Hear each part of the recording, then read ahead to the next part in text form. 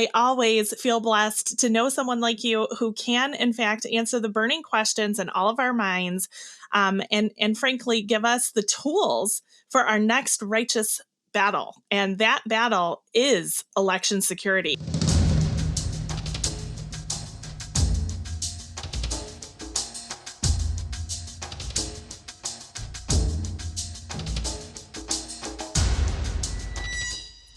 Welcome to A Plan for That podcast, where each week co-hosts Erin and Ryan will meet with progressive organizers, activists, and leaders. Together, we will educate, invigorate, and elevate the progressive movement. When we unite our voices, an army of progressives is possible. Boy, Ryan, I don't know what to say. After the news this week, I don't know if I'm more upset about the fact that during a pandemic where people are starving and literally dying, the Senate can't be bothered to lift its finger, or whether Joe Biden's newly elected inauguration is asking us for money.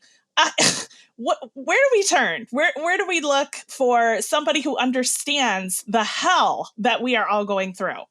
This is largely unprecedented, I think. There's a whole lot of this that we just have not been through. I mean, this is my first election on the Democratic side, and I don't know how it always works here. But I'll tell you this.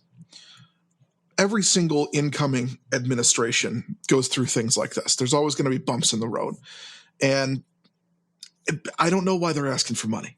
It could just be a publicity stunt, trying to keep themselves in the news. It could be something where they're trying to combat the misinformation coming out of President Trump, and they're trying to recenter on the idea that he hasn't conceded the election yet, even though almost everybody around him has.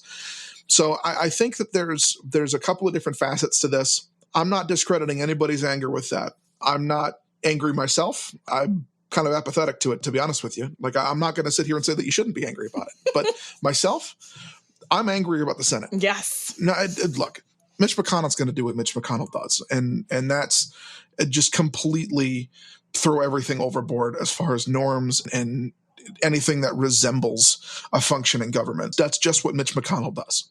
And I have my own feelings about whether or not we should have a body of government that can be completely held hostage by one elected member from one state in the union of 50. But I'm going to keep those to myself for now. The thing that I really want to get across is any Democrat that's crossing the aisle for this bill right now, because the reports today were that it's a bipartisan bill. Any Democrat that crosses the aisle to make it harder for Democrats to get a legitimate bill passed, it should be thrown from the party. There's no reason that anyone should be crossing the aisle in a lame duck session with absolutely all the leverage that we could possibly have to cross the aisle and convene with Mitch McConnell about this bill that he wants. If we are going to have any kind of bill, any kind of stimulus that goes through that doesn't involve direct payments to the American people during a pandemic, any kind of rental assistance, and it puts through liability protections for corporations and business owners, I want no part of it. Because if you're a business owner and you're not an essential business and you're forcing people to work at work, you're not allowing them to work from home, you're not protecting their paycheck, you're not doing anything to help them, to keep them safe, you're just doing it to preserve yourself and save money, I got a real problem with you. I got a real problem. And here's the thing, and it's primarily from restaurants that we're hearing this. This story this week that this Andino's, I think is the name of it, Andiano's in Michigan, who comes out and writes a letter urging other restaurants and bars to go against what the governor's orders were, which was to shut down and go takeout only, curbside only. These things are there for a reason. And the number one duty of a restaurant, of any business really, but especially a restaurant, other than the food that they're serving and the service that they're providing and the drinks that they're serving with the food, other than the quality of those items, is the public health and safety risk that comes with owning and running a restaurant. And if you don't respect that, now look, I've worked in a lot of restaurants. The early part of my years in the workforce were spent in kitchens. I'm a cook. My dad was a chef. This is a part of my life. Food service and food safety have been a part of my life my entire life. It's insulting. It's insulting that these businesses would think that public health is something that we can just shirk for money. And I would never eat at one of those restaurants again, because if they're willing to cut corners in a deadly global pandemic, who knows where else they're cutting corners? And it goes the same for these other businesses. These other businesses that are willing to prevent work, to keep worker protections off the table, that want liability protections, that want people to continue to come in and go to work and think that they don't deserve unemployment if they get furloughed, or if they're high risk, they don't deserve aid. The businesses that are fighting against that deserve none of our business. I'd like to see a government that starts to act more like a labor union for the American worker rather than a protection scheme for the American corporation. Because corporations can look for themselves, or they can protect themselves. They have enough money and enough lawyers and enough resources, enough power to protect themselves without the government helping them out. But you know who doesn't? The single mom who's working at Target and Walmart right now trying to make ends meet. Working third shift security. She can't make ends meet. Who's protecting her? I am so glad that you brought that to the head, because I literally said when I heard this news, especially about the corporate liability protections that the Republicans are trying to force the Democrats to agree to, which is why there is no deal. I literally thought, okay, so it's basically corporate sanctioned death. They don't care if you get sick. They don't care if somebody in your family, God forbid, loses his or her life. And what you just said, Ryan, leads me more and more to believe that the number one thing that is in our way, that is blocking progress, that is blocking progressive change, is 100% the lawmakers who are bought and paid for. Am I right? You're right, but it's not just them, right? We're up against a centuries-old system here. We're up against a built, structured system that prevents workers from being protected, that prevents the average citizen with no power from gaining power. And one of the reasons that I know you and others loved the Elizabeth Warren campaign was the idea of that big structural change, was the idea of eliminating that system and creating a system that works, not just saying for everybody, because it's a blanket statement, it's easy to say, but specifically works for workers, that specifically works for the American workforce. Because you look around and you look at the groups that are they're not great, but there's some protections there. You look at teachers, right? Teachers have it bad. There's a lot of things that teachers have bad. But the fact that they can work from home right now, and the fact that they can do distance learning, and that they have a union there fighting for them to get distance learning. A good example is this: I live in the Twin Cities and I work in a school district. I'm a coach. I coach speech and debate at a local district here. And that district had a policy in place where the teachers were forced to take sick time if they had to get a COVID test and were out for 14 days. The first day that was announced, the union was out fighting for them, saying that that's not going to be the case. We don't want that. That's not something we want. And it's something that I think is totally lacking in the American private sector. Look, there's a lot of reasons that unions have fallen off in membership. There's been a lot of union busting. My family was a victim of it. When my grandpa lost his job of 30 years as a security guard at Honeywell and had to be rehired by the new company that came in and busted the union, it was a sad day. And he lost a lot of benefits. And other people lost their benefits and jobs because they couldn't get hired by the new company. A lot of people were phased out due to age, and they downsized, and the security force wasn't what it was. And it's a constant struggle. Maintaining our rights, whether it's in the labor force or as a general citizen or as a group of people, whether it's our individual or collective rights, it's always a fight. It takes vigilance, it takes constance, it takes fidelity, and always being there to fight that fight. And we haven't fought it for so long that we're going to lose. And we're going to lose because there's no one left to fight for us but us.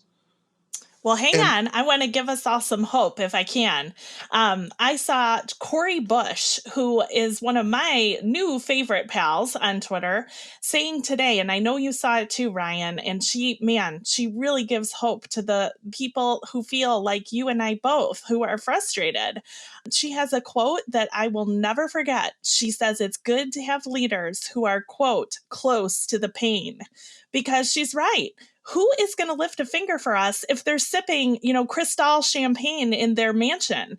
Okay, we need people who are leaders who lead. And I say this on my personal Twitter all the time. You're probably tired of it. No, you're absolutely right. And the next words out of my mouth, and I'm glad you mentioned hope, was that the hope is in the fight.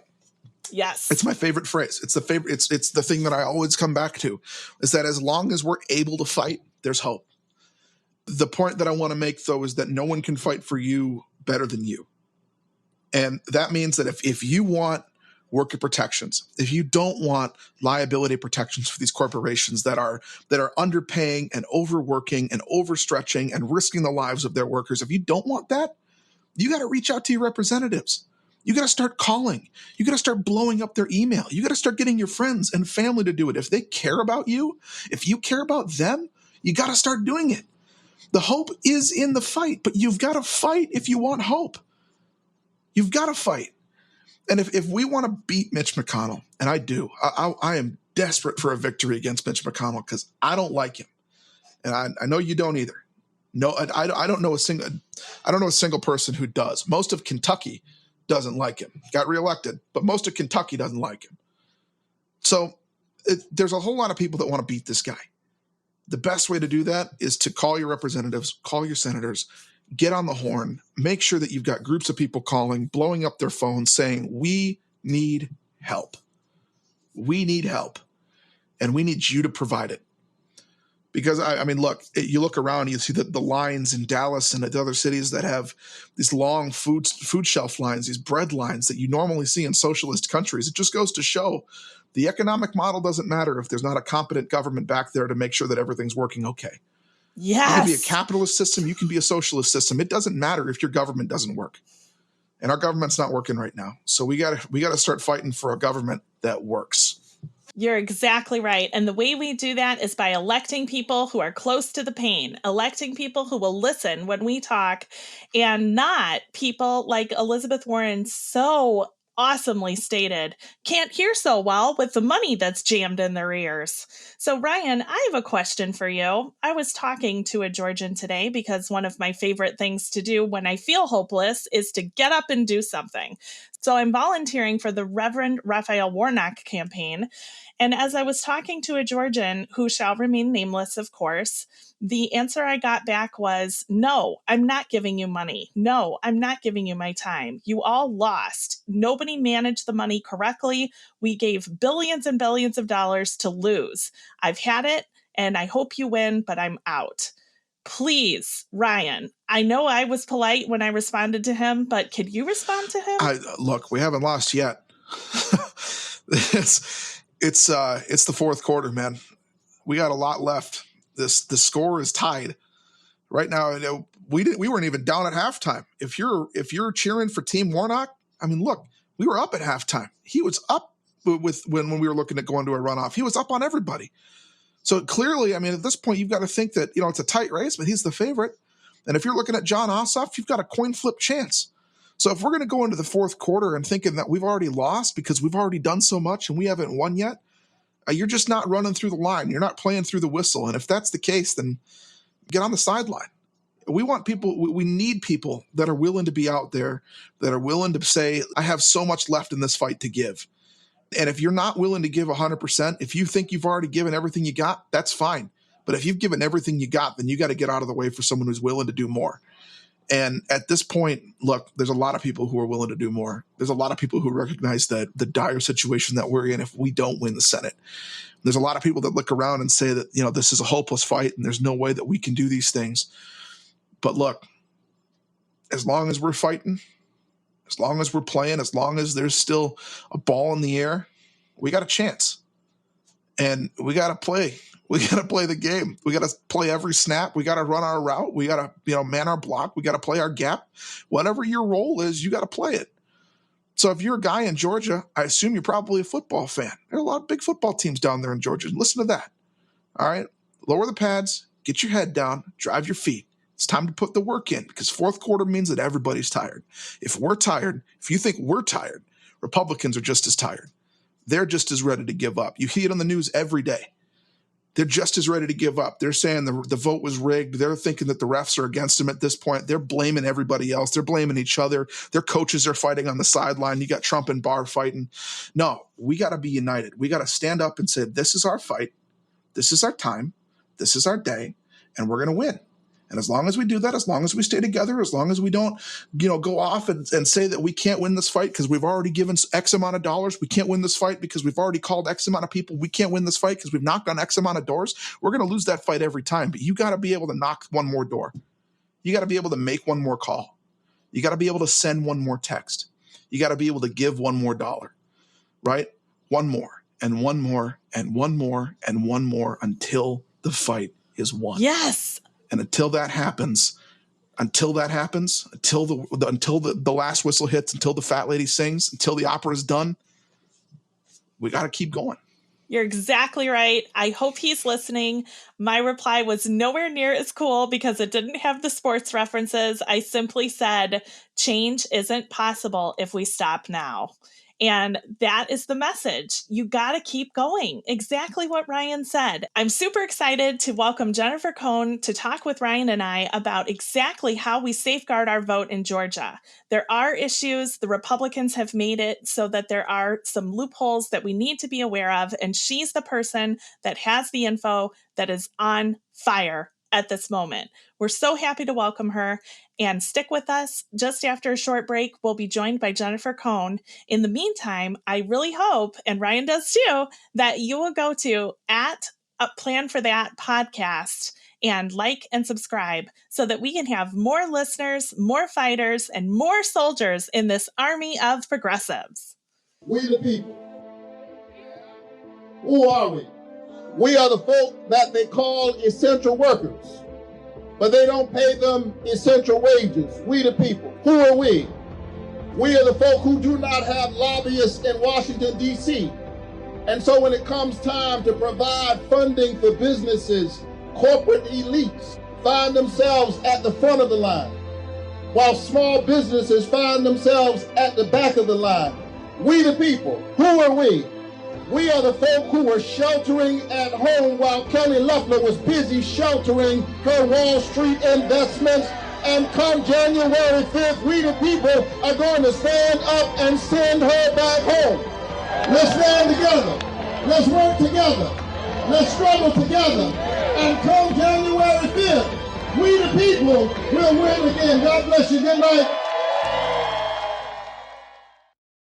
Hi, I'm Ryan. I'm one of the co-hosts on the podcast. I'm a progressive. I'm from the Twin Cities. I'm studying history at the University of Minnesota.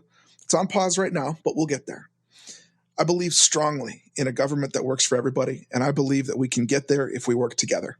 Ryan, I'm super excited to welcome Jennifer Cohn. She is an election integrity advocate, writer, and freelance journalist whose election integrity articles have appeared in the New York Review of Books, Who, What, Why, The Young Turk Investigates, the Brad blog, and Salon.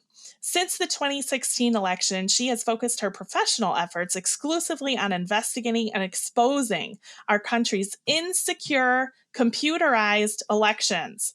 A compilation of her written work and interviews can be found at protectourvotes.com. That's protectourvotes.com. She posts daily about election security via her Twitter account at Jenny Cohn, JennyCohn1, which has over 140,000 followers. People are super interested in this, Ryan, and that is a good thing to see. She graduated from the University of California, Los Angeles in 1989 and Hastings College of Law in 1993. She was a law partner at Nielsen, Haley, and Abbott in Marin County for many years, where she specialized in insurance coverage and civil appeals. Before that, she has specialized in criminal appellate law. If there is anyone that we need to talk to today to understand not only the pitfalls that we're facing with Republicans blocking the secure elections that we all need in this country for a working democracy, it's this woman. Not only does she have the experience, she's got the fire to bring to the situation. What do you think, Ryan?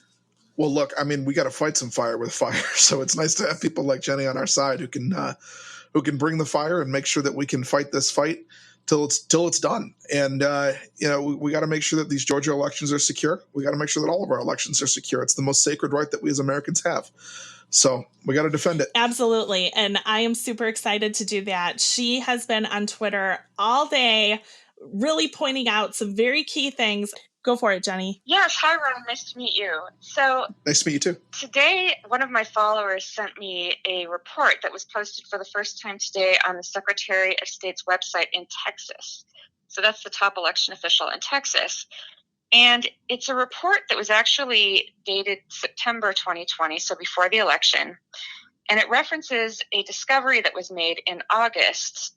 I believe it was during a certification exam, but some sort of an examination of voting equipment supplied by America's largest voting machine vendor, which is ES&S, Election Systems and Software. And during that examination, they found what the report describes as a bug, that's their word, involving what's described as the hash verification script or hash verification process. And this is the process by which county officials are supposed to be able, or state officials are supposed to be able to confirm that the equipment and software that they receive is what was actually certified by the state and by the Election Assistance Commission, so that they're not getting fraudulent software. And apparently there was a problem with this hash verification process, and it was basically showing that there was a match even if there wasn't. So I believe the implication being, and I want to say I am not a tech expert, but from my reading of it, it certainly appears that you could have fraudulent software and it wouldn't detect it.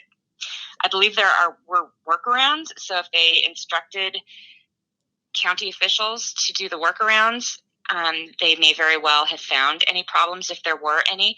But what also really struck me is that this would not necessarily be limited just to Texas. It was impacting almost all, it appeared to me, of ES&S's voting equipment, which includes their central count scanners, their very popular ES850, their precinct scanners, the DS200, and their really popular ExpressVote and ExpressVote XL touchscreen voting machines. And these are used throughout the country. This was discovered only a few months before the election, and I think there's a lot more to this story, and this really should be an election security bomb, and I don't know how it actually didn't leak out before the election. It's my understanding that they actually did patch it with some kind of an update, and I don't know whether that was EAC certified, but I have serious doubts that it was patched throughout the country, and if it was, a very last-second patch like that is a big concern and a big deal. I just want to ask if, obviously the paper ballots are the way we want to go, but if we have to have electronic ballots, what's the best way to do it? Well, it depends to an extent on what you mean by electronic. If it's a paperless machine, meaning there's nothing comes out of the machine that the voter is supposed to review, then, well, we need to get rid of those for one thing. The SAFE Act, which the Democratic Party passed in the Democratic-led House, but the GOP killed, would have banned touchscreen machines that don't generate any kind of paper at all. It also, though, would have banned the new touchscreens that generate a piece of paper that election officials now call a paper ballot, which I think is misleading. It has a barcode or a QR code on it and some human-readable text beneath it that is supposed to summarize your selections. But the barcode or QR code is the only part that's counted as your vote, and studies show voters never actually review, or very rarely review, the text beneath it. Many studies have confirmed this. And so what to do about that? Well, again, the SAFE Act is really the thing to do going forward. That it would have banned that as well. It would have banned the barcode printouts. There needs to be a big education, though, I think, of the public, because there has not been enough leverage to get election security legislation passed, and the GOP blocked it. And I think with all of the complaints now by Trump and QAnon about Dominion voting, some people, I think, are very naively thinking this will lead to election security legislation. And I hope I'm wrong. I'm very skeptical that it will. I don't think that they are doing this in good faith. I don't see them calling for things like hand-marked paper ballots or robust manual audits for all elections. I see them just wanting to put one vendor out of business, which is Dominion voting, and being very careful to not say anything critical about ES&S, which has had many more glaring security problems in the past decade and even in the past several years, and much more glaring corruption, and yet they're very careful to seem to want to leave that vendor relatively unscathed. When they mention them at all, they try to pretend that, well, ES&S is really Dominion, so it's really Dominion, which is just not true. They're separate companies, but they claim that Dominion bought ES&S. That was even in an expert declaration, and that's just false. Dominion never bought ES&S, but there's something weird going on. So we need an education very much of the public so that the public tells their elected representatives what they want, and so that election officials who make bad decisions are frankly shamed out of making those decisions. And I think that's the main thing. In the short run, as far as Georgia, they have the QR code type of printouts. I think probably it makes sense to still to ask counties to use hand marked paper ballots for this runoff election. We're getting so close to it. I don't know how realistic that is. With a race that only has a few items on it, I'm not as concerned as I was with the general election. I was very worried and still am worried about all those further down ballot races, especially state legislative races. I think would be very easy to have flipped or deleted without anybody noticing. With a race that has just a few, maybe not. But I think we need to demand robust manual audits and ballot images being preserved and posted. Those are images that scanners take automatically of the paper with your votes on it as it runs through the scanner. And election officials need to start throughout the country preserving those and posting those because it improves transparency. I am so glad that you brought that up because it ties in perfectly to our previous episode, Ryan, doesn't it? With Golda, who told us about the possibility, no one said it happened, but the possibility of what is called a padded vote as well. Right. And that there are things that we can do if we do have these concerns, that we can request the data, that we can walk the precinct. And short of, getting that data in our hands, it's a little hard to do, isn't it? I think that's right. So for the vote padding, you need the data. You need to sort of know who voted on election day, and then be able to walk the precincts, I guess. And unfortunately, it's very difficult for an ordinary citizen to get that data before election results are certified. I think you can probably get it after.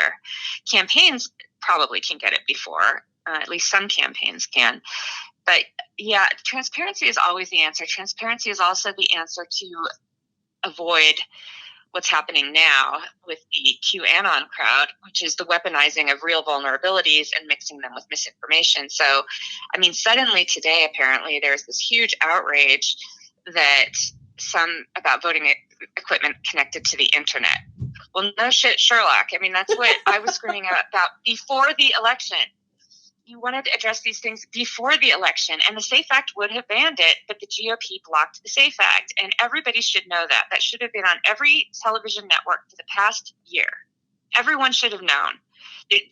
When it gets really bad, after what happened with our 2016 election, the fact that the GOP blocked the SAFE Act it's beyond outrageous. It's despicable. It certainly looks like they were hoping there would be interference, and that they assumed that the interference would help them and would help Trump, because after all, we had Russia having planted malware in 2016. That's confirmed on voter registration systems.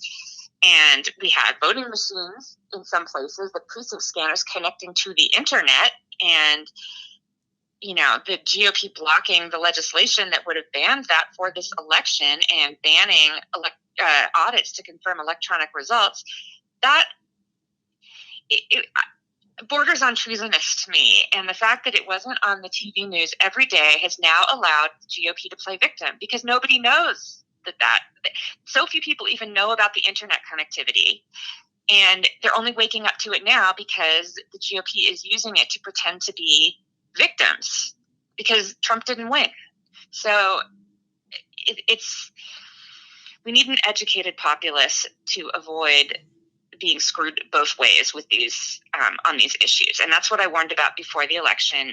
We needed education, and we needed as much transparency as possible, by which I mean the public being able to have confidence in the outcome, not listening to Chris Krebs or anybody else tell us that there wasn't cheating, because that's not persuasive to anybody who suspects cheating to have someone tell you no one cheated. It's really not persuasive, at least not anymore. And not anyone who figures out that some of these machines actually do connect to the internet and that people in positions of influence lied to us about it. Anyone is going to be suspicious. So you have to show people. You have to show them whether you have to do that in court for the court of public opinion, you have to show people. And that requires transparency and letting the public get the data and telling them what your processes are to confirm the results. And we need a lot more of that. And we need people to wake up to that, because yes, you can either get screwed with somebody stealing an election when you don't have transparency, or you can get screwed with somebody falsely claiming that an election was rigged. And I was worried that the latter would happen. I frankly didn't really think it would, but I definitely mentioned it a number of times as a possibility why you need transparency, and sure enough, here we are. So it's very upsetting. It's very upsetting. I know. I feel the same way that Ryan does as well. Ryan, I don't know. Do you think that what I said was right? The only reason we're sitting the way that we are up ticket is because of all of the millions and millions of paper ballots, Ryan? Right. I think that there's a lot to that. I think the overwhelming numbers make it really hard to rig. And I also think that the thing that we should take from this is that nobody can take your vote from you if you go out and use it. The moral of the story, first of all, has to be you've got to register, you've got to do the work, you got to get out and vote. But more than that, yes, we need paper ballots. We really need paper ballots. But like Jenny's saying, we also need transparency. In a place where you have questions asked, rumors only grow.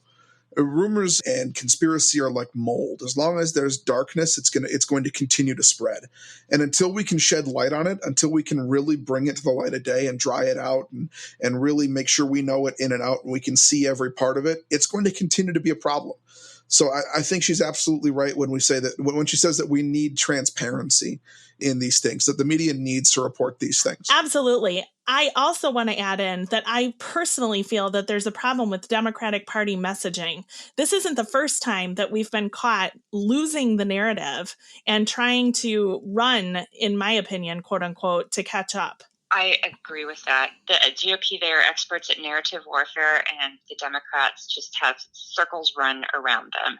So right now, the only way that they're handling the points about the voting machines is to say this was the most secure election ever, which, it's a low bar. Maybe it was, but it's a low bar. But without transparency, again, that's not going to be persuasive to anyone who learns things like we had voting machines connected to the internet. I mean, we needed to be the ones to tell everyone. The responsible people who were trying to stop it needed to be the ones to send out this message. And they needed talking points. The SAFE Act, the only way that the Democrats messaged it was to say Russia, Russia, Russia. And look, I was concerned about Russia too. That is a legitimate concern. These voting machines were connected to the internet, and that would have been very persuasive because after 2016 or in the run-up to it, that was the one big assurance we were told by public officials, that we didn't have to worry because voting machines don't connect to the internet. So had they known that that wasn't true, the GOP would have looked really bad for blocking the legislation. But the Democrats didn't want to, they're not good with talking points. They didn't do talking points. I tried to get Modem Mitch and Modem Marsha, Cell Tower Trump trending, but, I'm just one person. And, they have a real problem. The Democrats have a real problem with messaging. So right now they're just trying to go with this was the most secure election ever. And it isn't just like QAnon people that are having concerns now about this election. It's reached to the extent there are more middle of the road Republicans. I just always think of like my in-laws. I don't talk about these issues with them because we just decide politics are off the table, but I imagine they have concerns. I think a lot of these polls are showing the majority of Republican voters now think that Biden cheated, and that's a tragedy. I don't know how we get that narrative back because we'll just look like we're on the defensive now, since we needed to get out in front of it. And the more that we mislead by saying how secure it was when we know perfectly well that we didn't do the manual audits, which were the number one recommendation that experts have for this election. So the more that we say that, the more we lose our own credibility going forward. And the Democrats need to be the credible party. Certainly they're more credible than Trump and QAnon and the GOP, but we can't keep the white lies are not going to work anymore. And I just think they're making a mistake. We're in a difficult spot. We're in a difficult spot because we have an election where we appear to have gotten Trump out of office. I suspect Russia did not interfere in the election, or at least not enough, or he would not, or Trump would have won. And so that may be what Chris Krebs means when he says it was secure, that they didn't see internet activity from Russia or anywhere else successfully penetrating systems. But without the audits, it's just people are worried about domestic actors now too, and they should be worried about domestic actors, corrupt insiders. Of course, we should worry about that too, but the Democrats never wanted to say that. So we're in a bad spot. I hear you. Demand audits. Exactly. And I know that Ryan has a really a question that's on all of our minds about Lindsey Graham. Yes. So what I understand, interestingly, for the Senate, the two Senate races, the Lindsey Graham and Mitch McConnell, those two in particular, but I think even possibly Susan Collins may be different. I have a friend who analyzes exit polls and I think even a little bit pre-election polls, and I believe they all showed that the Republicans would win those Senate races, including the exit polls. Now the exit polls, they keep shifting them to the right. That's they've become, because the results keep being to the right of the exit polls, meaning the GOP keeps doing better than exit polls, which is a whole other can of worms. But they did tend to show with that rightward bias that the outcomes are correct, although there was a red shift. So the Republicans did much better than predicted, but they were predicted to win. I don't know that that's the case with the House races. It's a little harder to say there because the House races, I don't think they have exit polls, but they did have, I believe, some pre-election polls, and there were 17 toss-ups, if I recall correctly, about 17, of which the Republicans won all but one. And that is unexpected. I don't say things like it's statistically impossible. I wouldn't say that. But I think it certainly is a red flag, and all of these races should have been manually audited with meaningful manual audits. So hopefully there's an opportunity here with Republican voters waking up to these concerns, but I'm not expecting Republican leaders to really want verified elections going forward. I just cannot imagine that they will go for that. Yes. And so because we're having technical issues with phones versus computers, I just want to let you know, Jenny, that Ryan is so on board with what you're saying. And he wants to add that this is actually how we flip the narrative. This is our tiny little opening here. If we can demonstrate that Lindsey Graham did actually commit the fraud that he appears to have committed, i.e., calling the Secretary of State in Georgia to have votes tossed, thrown out. Yep. Then we can call for investigations and we can get some credibility behind us when we're talking about these problems. We can look at the right and say, you know what? There was fraud, but it wasn't Biden. It was you.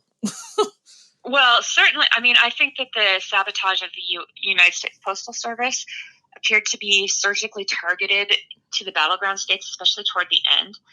And they knew that would affect Democrats more. The delays would affect Democrats more because so many more Democrats were voting by mail this election. Not traditionally. I don't think that was necessarily the case in a lot of places. Georgia used to be, it may have been 2 election cycles ago, but it was mostly Republicans who used to vote by mail in Georgia until, like I said, maybe the last 4 years.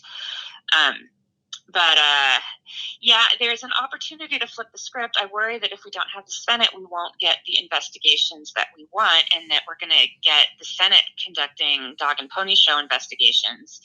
They're very good at lying. That's the thing, like these Sidney Powell thing. Again, I'm thinking to my in-laws.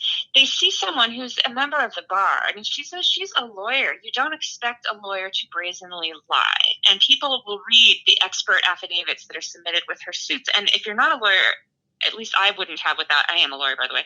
I wouldn't have known this necessarily without legal training. But you don't get to just say things like ES&S was acquired by Dominion as an expert. That would not be admitted into evidence unless the expert demonstrates that they have personal knowledge of that fact or it's established somewhere else. But throughout her declaration, her affidavits and her exhibits. There are just lies like that. And that is just, it is not true. Or at least they certainly haven't proven it. And I'd be shocked if it is true, because that would have come out before now. But you need, documentation to actually prove it. You don't, just because we have an opaque system is not an invitation to make it more opaque and confusing by lying. And it is shocking that a member of the bar is submitting so many affidavits with so much false information. And I think it is fooling a lot of people. And the shocking thing is the GOP will do the same thing. And they will do that if they have control of the Senate. They will hold sham investigations and sham hearings. And there will always be a grain of truth to it. There are shady characters. That Smartmatic in Venezuela is a legitimate concern. Some of us, including me, brought this up ages ago because Los Angeles County contracted with Smartmatic to build their system. Did the GOP care? No. Quite frankly, the Democrats said nothing either about that. No one should have been contracting with Smartmatic. But Smartmatic is also not Dominion. I mean, they owned Smartmatic. It is so difficult to keep up. They do the fire hose of falsehoods. And the more that you try to respond to it, the more it magnifies just the associations is all that they really want to put out there. So, even by responding to it, you're magnifying sort of what should be really tenuous associations. You're making them appear more significant than they were. And it is just, I don't know. If we don't have control of the Senate, I don't see us getting any traction on investigating anything. And one of the great tragedies of the Obama administration, although I will say, I know he wanted a clean slate. He wanted to be forward-looking and unite the country. But I think we are really learning the hard lesson of a lack of accountability, because we had a chance there, perhaps, at least during part of his term, to really investigate the Bush administration. No one had an appetite for it. And a lot of the corruption of our election system happened, I believe, under the Bush administration, when they first passed the Help America Vote Act in 2002 and injected all this money in to buy these touchscreen voting machines. And yes, I realize that Obama won twice, and we can talk about that sometime. But a lot of the corruption of our election system happened during then, and there should have been investigations of Karl Rove, certainly, and the Iraq War, and they just didn't do it. Absolutely. And so I don't have a lot of hope. I hope Biden wants to have accountability. I doubt he has an appetite for it, but we'll see. Well, and I'm really glad that you brought that up, because who knew, listeners? We invite her here to talk about election integrity and what we can do. And yet she's so smart and so experienced that she already knows where we're going next, which is my key hashtag on every single thing I post: hold them accountable. Because, Jenny, yes. Am I right in thinking that if we just let things slide now, we're inviting more in the future? Yes, and I'm very worried about it with the election system, because the response to lies that are in propaganda that Trump, QAnon, GOP is putting out about the election, the Democrats are dumbly responding with what I think, maybe they don't even think it is a lie. It was the most secure election ever. But the problem is then that's not holding anybody accountable for not actually allowing it to be truly secure. That's saying that it was, like, there was not really that big of a problem. You're exactly right. And this is where I have... Exactly. And this is where I have to agree with Ryan. And I think with what you're saying as well, Jenny, which is the way that we skate in on the narrative and try to pull it back is with Lindsey Graham calling a Secretary of State and asking for votes to be tossed. That's a crime. That's not okay. That's not an action that we should just collectively shrug our shoulders and say, oh, well, hope he doesn't do it again. The USPS, I think, was as well. I mean, I agree we shouldn't, but the problem is that Democrats, we don't have a democratic, like a state-run media like Trump and the GOP do. I mean, we don't have our Fox News. They can say that we do, but it's not the same. We don't have an attack machine the same way. Yes, I'm sure there are biases. I'm not a fan, actually. I rarely even watch cable news anymore, because I think it goes too easy, actually. Mm-hmm. I actually think that even the supposedly, blue biased media is way too easy on the GOP. And So I almost can't even watch it. I almost can't even watch Rachel because she won't discuss these election security issues in any depth, and it drives me crazy. Yep. It's sort of like them blocking the SAFE Act. What Lindsey Graham did, we should be digging into his business every single night on the news and digging into that and investigating it and poking on it and having reporters there asking about it. Who else has he called? And whatever. But no, we don't have that. So it's not going to happen. I mean, it's the one and done news cycle from the left, which cannot compete with the Fox News. And now, they've gone even wackier with OWN and, is it Newsmax? I can't even. Yes. And now they're going to have Trump media. They've got their Trump media on people's cell phones. I mean, how do we compete with that? We don't have that. You're exactly right. right. And me, and we don't have the money. And it can feel very overwhelming. But yes, I agree with the concept. I do, but I don't think it's going to go as far as as any of us would like. Well, so I think the crimes may go further. That's the thing, is we need to be investigating. I think ES&S, quite frankly, and I don't see it happening. I agree with you, and I think that we should go further. I think that not going far enough is one of the crimes that we're guilty of as a party. And the other thing I wanted to do, just to give us all a little bit of hope, just a tiny bit, is to let you know why we're on a new software and why everything is different. It's because we've joined with the United Progressive Platform, who is actually looking to educate the public and take back the narrative. We're super excited about that. Oh, that's fantastic. Yes. Congratulations. Well, thank you. We were tired of not having an outlet, like what you just very, very plainly stated. So this is something that is building, and we hope that, like we have in the past, we welcome you to the show as a friend, and we hope that you'll be kind I'd be happy to come anytime. Yes. And we hope you'll be kind enough to make sure that your followers know who we are, that our followers know who you are, and we just keep educating everyone as we tweet. Yeah, I think that's fantastic. And by the way, I mean, I don't want to say there's no hope. I'm actually cautiously optimistic a little bit about Georgia. It's just been this weird inverted reality. It's like Trump was so bad that he's almost made election officials who I had no faith in at all, and who are generally vote suppressors on things like voter ID and voter purges, pushing back against him. And there are going to be so many eyes on this election. I would be surprised if they don't conduct a manual audit, and I'm hoping that they can be convinced to preserve ballot images. It's in their best interest to be able to prove this was a legitimate election, no matter which way it goes. There's going to be a huge turnout. I'm a little worried that we're going to might legitimately lose, quite frankly, because they do have stronger media and more fear-mongering than I think is coming from the Democrats about how the Democrats are going to, they're scaring everyone. And so all the base is going to be turning out for that election. Yes. The Trump base. And I hope the Democratic base is turning out for it too. I don't know. I have this sense of foreboding, but it's not exactly about cheating, which is refreshing. Yes. So we just need a really big get out the vote, huge get out the vote. And then definitely keep the calls up for the manual audits and ballot images. Yes. And Jenny, I want for you to use this time to tell everybody about those vote tapes, because that is going to be, from what you're saying, key in this special election and runoff as well.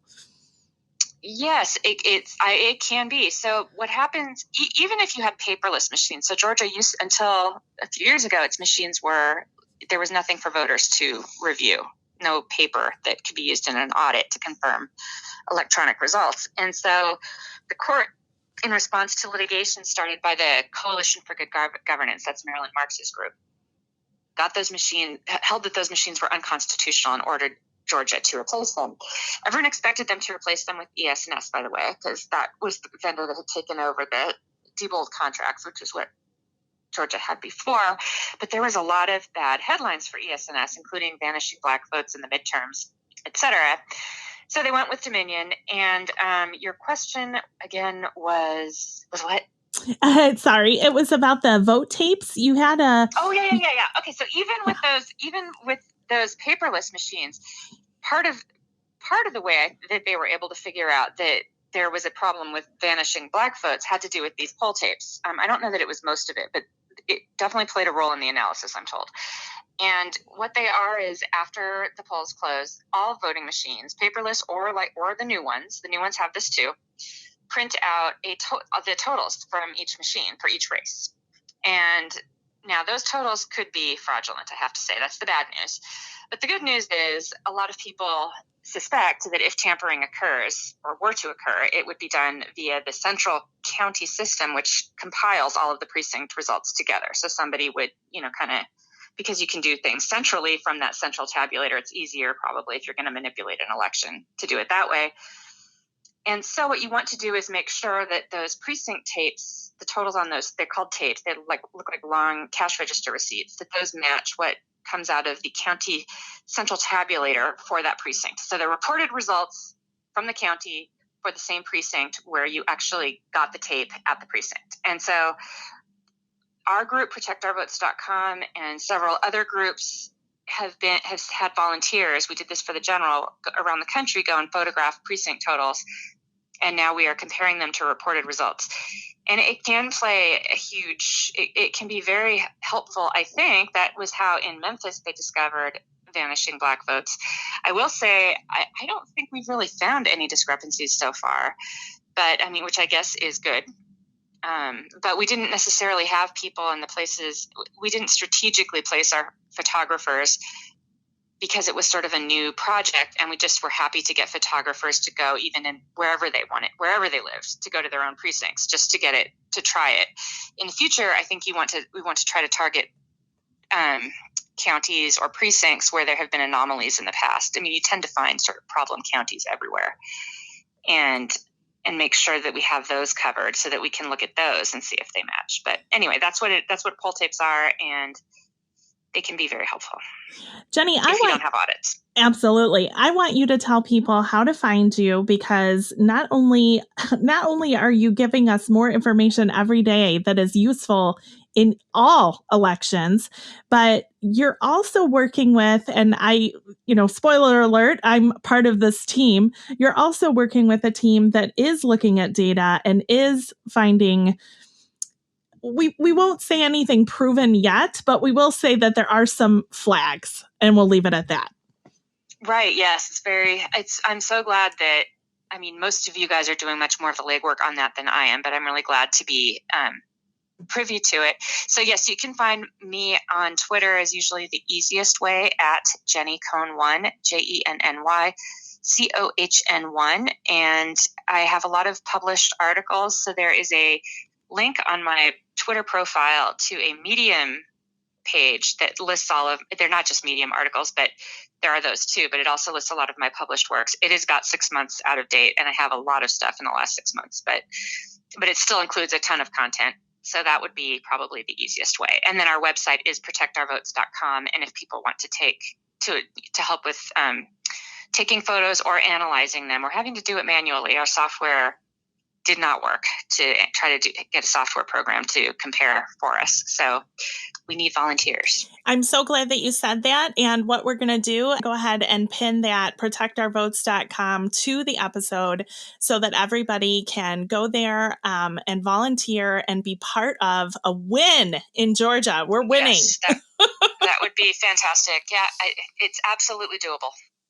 Absolutely. Jenny, I can't thank you enough. I always feel blessed to know someone like you who can, in fact, answer the burning questions in all of our minds, and frankly, give us the tools for our next righteous battle. And that battle is election security, because until that happens, you guys, we're not going to get the changes that we want in any way, shape, or form. We need to make sure that our elections are safe, secure, and the people that are elected are the people that we voted for.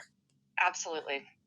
You said that very well. Thanks so much, Jenny. I'm not as good as you, but I appreciate that. Jon Ossoff has dedicated his career to fighting injustice. He learned about public service from one of my lifelong heroes, John Lewis. He knows we need a new Voting Rights Act that makes sure every Georgian is treated equally under the law. John's wife, Alicia, is a doctor. He's going to listen to the experts to get this pandemic under control. If we vote like our lives depend on it, because they do, we will elect Jon Ossoff to the United States Senate. I'm John Ossoff, and I approve this message. Hi, I'm Erin, a co-host at A Plan for That podcast. I am a recently activated lightning bolt of energy who demands progressive change. I won't back down, and I bring the crowd with me. That was so helpful. I am so glad that Ryan and I were able to talk with Jenny Cohn and to get much needed information about how to move forward and how to protect our Georgia elections. Paper ballots, guys, paper ballots. I can't wait until our next episode, which is a very big person coming to see us. It's our friend, Pam Keith, and she has a message for progressives. We can't wait to talk to her, and I know you'll love what she has to say. Check you later. If you're enjoying the podcast, we thank you so much for listening. If you really want to see where the next podcast is coming from, where this goes, where the next fight is, go to twitter.com/planforthatpod. That's planforthatpod, or like and subscribe to the podcast here. You're going to get all of our news on Twitter. You're going to get all of our notes. You're going to be able to interact with us, ask us questions, give us comments, interact with the show, and really become a part of that army of progressives. We really want to see you there. We really want you in this fight. So please, like and subscribe and follow us on Twitter. Thank you.